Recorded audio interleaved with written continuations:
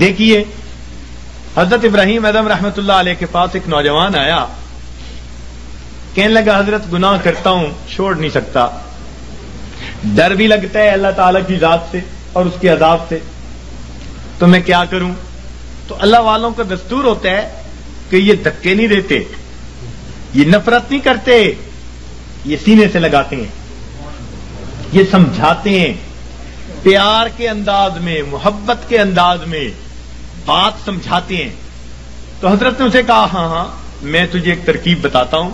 وہ بڑا خوش ہو گیا کہ حضرت مجھے ترکیب بتائیں کہ میں گناہ بھی کرتا رہوں اور عذاب سے بھی بچ جاؤں۔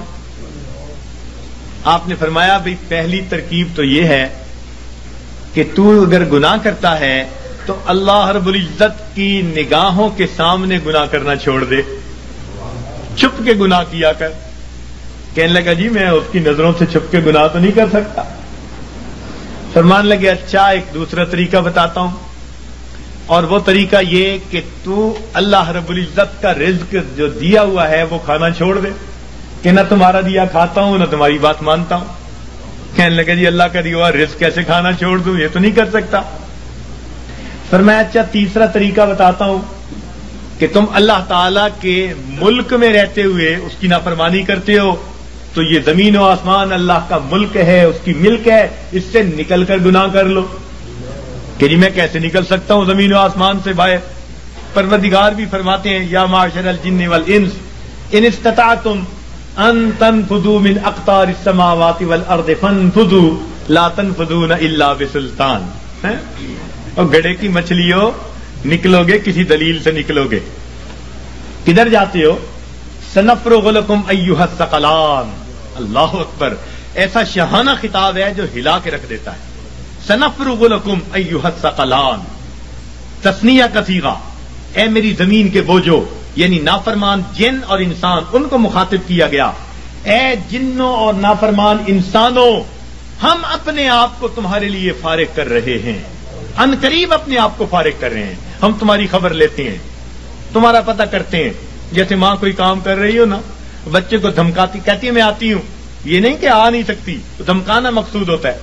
تو فرمایا اے میری زمین کے بوجھو، ہم اپنے آپ کو ان قریب تمہارے لیے فارغ کر رہے ہیں، نپٹیں گے تمہارے ساتھ، ہمیں حساب لینا بھی آتا ہے۔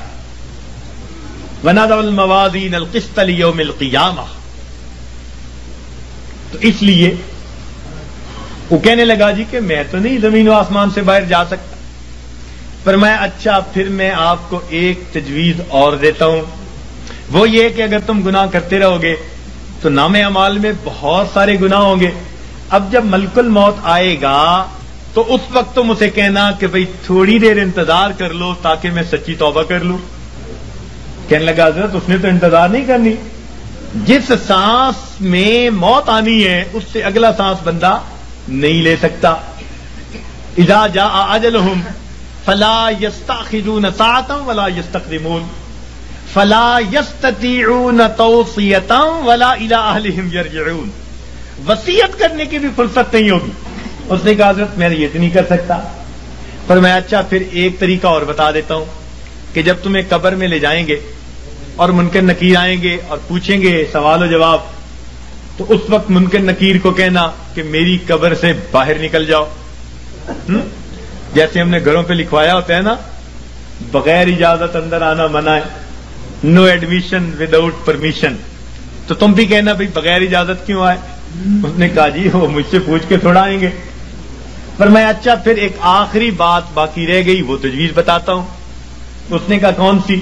کہ قیامت کے دن جب تمہارے گناہ اللہ رب العزت کے حضور پیش کیے جائیں گے اور اللہ تعالیٰ تمہیں جہنم جانے کا حکم دیں گے اور فرشتے پکڑ کے لے جانے لگیں گے، تو ضد کر کے کھڑا ہو جانا میں نہیں جاتا۔ اس نے کہا حضرت فرشتوں کے سامنے میری کیا حیثیت ہے کہ میں کہوں میں نہیں جہنم میں جاتا؟ جب اس نے کہا میری کیا حیثیت ہے تو اس وقت فرمایا، اس وقت اس کو ٹھوکر لگائی، فرمایا کہ اے دوست جب تو ان میں سے کچھ بھی نہیں کر سکتا تو اپنے رب کی نافرمانی ہی کیوں کرتا ہے؟ اس نے کہا حضرت مجھے بات سمجھ آ گئی، آج کے بعد میں اپنے پروردگار کی نافرمانی نہیں کروں گا۔ تو یہ اللہ والوں کے سمجھانے کا انداز ہوتا ہے، وہ اچھے انداز میں بات سمجھاتے ہیں۔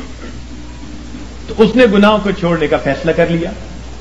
تو گناہ ہم جو کرتے ہیں یہی گناہ ہمیں پریشان رکھتے ہیں. یاد رکھیے گناہوں کی وجہ سے ہی افراد مصیبتوں میں پڑتے ہیں اور قومیں مصیبتوں میں پڑتی ہیں, اور نیکی کے ذریعے اللہ رب العزت ان کو مصیبتوں سے نکالا کرتے ہیں. آج ہماری حالت تو یہ ہے کہ کام کرتے ہیں بنگیوں والے اور تنخواہ مانگتے ہیں بادشاہوں والے. یاد رکھنا مسلمان کے لیے دنیا میں دو راستے ہیں.